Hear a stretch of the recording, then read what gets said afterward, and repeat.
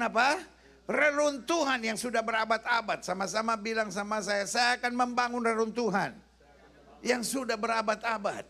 Karena kalau kita lihat hari-hari ini, orang menganggap LGBT biasa, orang menganggap perceraian itu biasa, orang menganggap perzinahan itu biasa, orang menganggap lakukan hubungan seks sebelum nikah itu biasa. Ya namanya orang mau beli buah kan harus coba dulu pendeta, ya kan. Orang kalau mau beli mobil aja mesti bisa test drive, ya kan. Apalagi mempunyai istri tuh.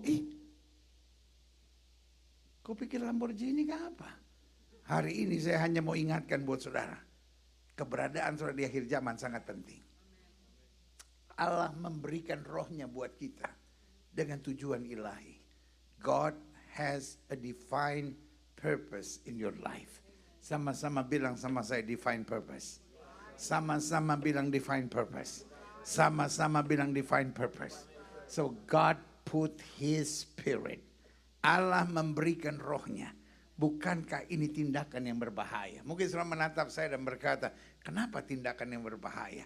Karena kalau saudara ada roh Allah, lalu saudara mempermalukan nama Tuhan, itu akan menjadi sesuatu yang berbahaya. Amin. Tahukah saudara, banyak orang keluar dari gereja bukan karena setan. Banyak orang keluar dari gereja bukan karena setan. Banyak orang keluar dari gereja bukan karena, bilang sama sebelah saudara, karena lu.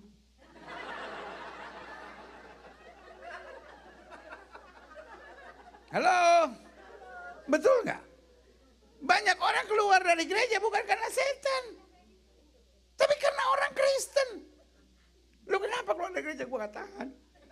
Orang-orang gereja bacotnya gak karu-karuan. Orang-orang gereja congornya gak jelas. Orang-orang gereja suka menghakimi.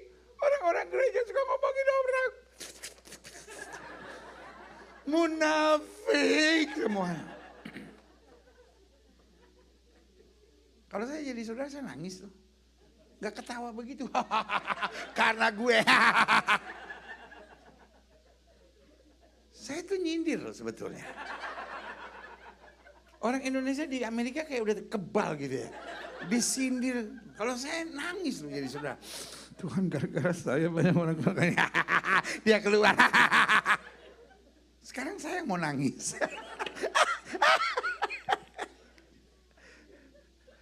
God have a divine purpose in your life. Tuhan tuh punya sesuatu yang very special. Dia mau berikan segala-galanya. Sama-sama bilang sama saya segala-galanya. God ready to do anything and give you everything.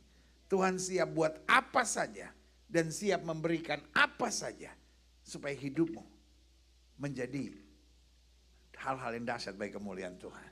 Amin. Coba kita lihat selanjutnya, dikatakan apa? Mereka akan membangun reruntuhan yang sudah berabad-abad.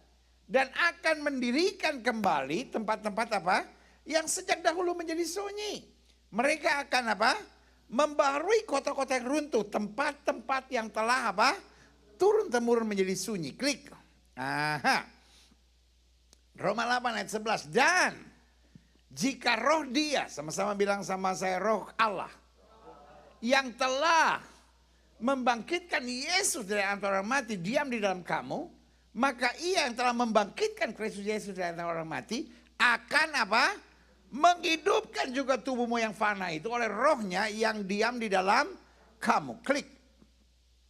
Saya simpulkan begini, di akhir zaman ini sekedar menjadi Kristen tidak cukup, tapi kita harus dipenuhi dengan roh Allah. Amin. Sama-sama bilang sama saya, sekedar jadi Kristen nggak cukup. Pertanyaan saya, ada nggak Kristen yang berzina? Ada nggak Kristen yang jadi bini piaraan? Ada nggak Kristen yang bawa lari suami orang? Iya pendeta, suami saya dibawa lari sama Kristen juga pendeta. Betul saudara? Ada nggak orang Kristen yang nipu? Ada di sini nggak orangnya? Oh udah pindah gereja. Saudara, sekedar jadi Kristen gak cukup. Kita mesti jadi orang-orang yang led by the Spirit of God. Amin. Karena the devil is a deceiver. Iblis itu apa saudara? Penipu. The devil is a deceiver. Dia itu membuat kita kadang-kala tertipu. Makanya ada banyak orang pikir, if I'm Christian, I'm okay. Tapi hari ini saya mau bilang, even you are a Christian, you are not okay. Makanya pertanyaan saya, kira-kira ada orang Kristen di neraka nggak? Nggak usah lemes gitu, bukan lu gue tanya. Saya tanya, kira-kira ada orang Kristen di neraka nggak? Banyak. Mungkin ketua gengnya Kristen.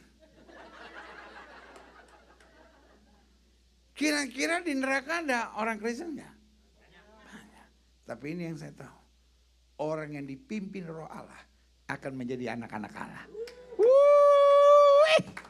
Kalau saudara tanya sama saya, kira-kira di neraka ada orang yang penuh Roh Kudus nggak? Tidak. Tapi kalau saudara tanya sama saya, kira-kira di neraka ada orang yang bahasa roh? Nggak ada. Ada orang berbahasa roh, tapi kemudian ke neraka. Saya pengen nangis, lihat saudara. Lihat saya. Karena berbahasa roh, it's good. Tapi berbahasa roh, it's not showing that you are led by the Spirit of God. Amin, saudara. Tapi orang yang dipimpin Roh Allah akan melakukan perkara-perkara yang Tuhan kehendaki. Berikan tepuk tangan yang meriah buat Tuhan. Makanya saya simpulkan di akhir zaman ini sekedar menjadi Kristen tidak cukup.